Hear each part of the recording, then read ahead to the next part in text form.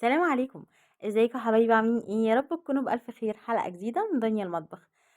كل سنة وانتم طيبين وسنة سعيدة علينا كلنا بإذن الله، وتكون سنة خير وسنة توفيق بإذن الله، وربنا يكرمنا فيها كده وتبقى سنة تعوض بإذن الله.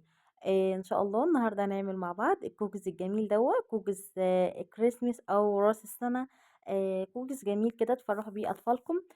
حاجة بسيطة وبأربع مكونات بس، كلها مكونات في البيت ان شاء الله. قبل ما ابتدي الفيديو احب اقول لكم متنسوش اللايك، لو اول مرة بتشوفوني اشتركوا في القناة وتعالوا نشوفوا مقاديرنا ايه.